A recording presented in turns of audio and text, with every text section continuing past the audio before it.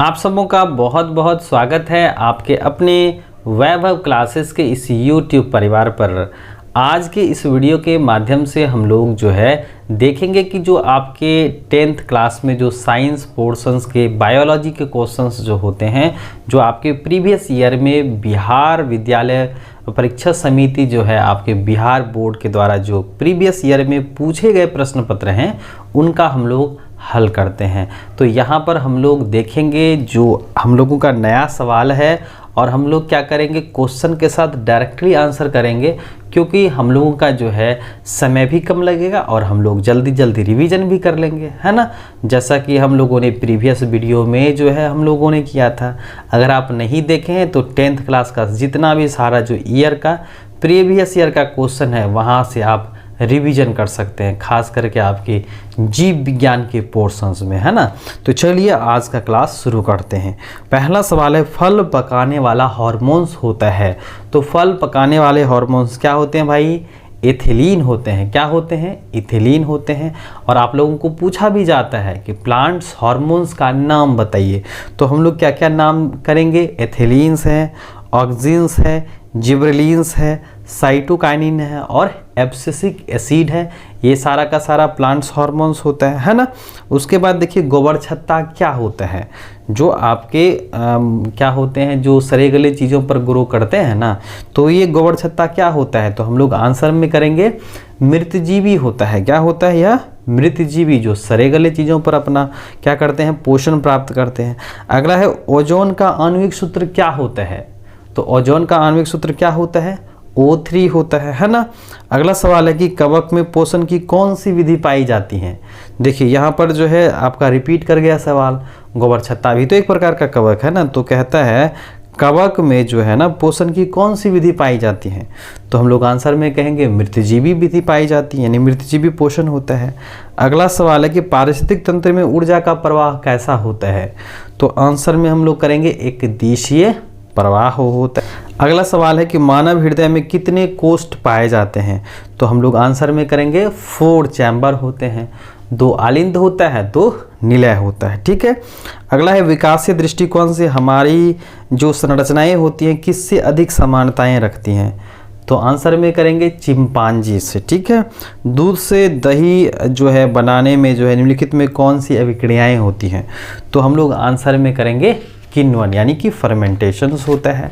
आगे हम लोग बढ़ें तो यहाँ पर जो हम लोगों का जो है सवाल है कि मूत्र का पीला रंग जो है किस वर्णक के कारण होता है? तो यहाँ पर हम लोग आंसर करेंगे यूरोक्रोम। मूत्र का जो पीला रंग होता है किसके कारण होता है? यूरोक्रोम के कारण होता है। ठीक है। उसके बाद बाघ उपभोक्ता है।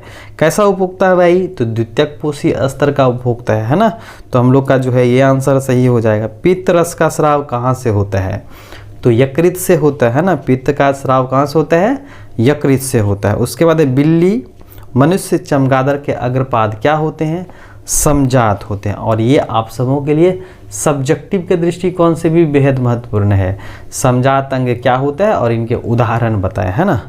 तो याद रखिएगा समजात अंग की परिभाषा क्या है। हम लोग ऑफलाइन क्लासेस में देखे थे कि वे अंग जिनकी उत्पत्ति संरचना समान होती है लेकिन कार्य क्या होता है? अलग अलग होता है। तो वैसे अंगों को हम लोग समजात अंग कहते हैं। ठीक है। अगला, निम्नलिखित में से कौन पुनरुत्पादन का उदाहरण है? तो हम लोग आंसर में करेंगे हाइड्रा, है ना। किस जीव की जीन संरचना कहलाती है?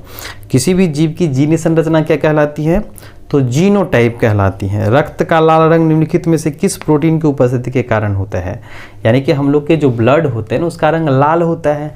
किसके कारण होता है भाई? तो कहेंगे हीमोग्लोबिन के कारण होता है। अगला है, क्लोरोफिल वर्णक का रंग कैसा होता है? क्लोरोफिल वर्णक का रंग कैसा होता है? तो हरा होता है। क्या होता है? हरा होता है। अगला है, दांत का कठोरतम भाग क्या होता है? तो हम लोग आंसर में करेंगे इनामेल होता है। क्या होता है? इनामेल होता है। अगला है कि थायरॉक्सिन हार्मोन के संश्लेषण में किसका होना आवश्यक है?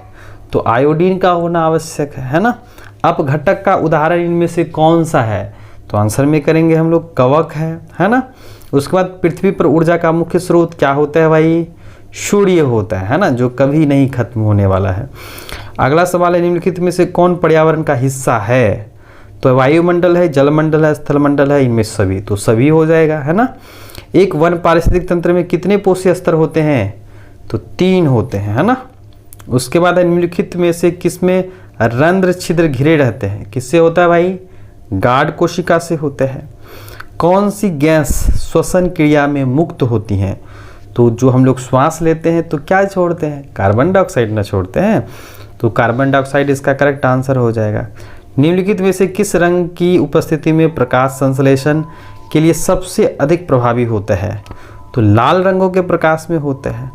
ग्लूकोज के पूर्ण ऑक्सीकरण से क्या मुक्त होता है? तो ये सभी के सभी हो जाएंगे, यानी कार्बन डाइऑक्साइड, ऊर्जा और जल, ये सभी के सभी मुक्त होते हैं। ठीक है, अगला सवाल है कि कोशिका झिल्ली किस प्रकार की होती हैं? तो अर्ध पारगम्य होती हैं। अर्ध पारगम्य कहती हैं सिलेक्टिव परमेबल होता है ना, कि कुछ चीज़ों को वह सिलेक्ट करता है और उसको प्रवेश आने जाने से जो है क्या करता है, नहीं रोकता, और कुछ चीज़ों को रोकता है। अगला है एटीपी का विस्तारित रूप क्या है? तो कहेंगे एडिनोसिन ट्राइफॉस्फेट होता है। स्टार्च की उपस्थिति की जांच के लिए किस विलयन का उपयोग किया जाता है? तो आंसर में कहेंगे आयोडीन का उपयोग किया जाता है। प्रकाश संश्लेषण की दर निम्नलिखित में से किस कारकों पर निर्भर करती है? तो आंसर में करेंगे प्रकाश के गुण, प्रकाश की मात्रा। तो हम लोग का आंसर हो जाएगा ए और बी दोनों हो जाएगा।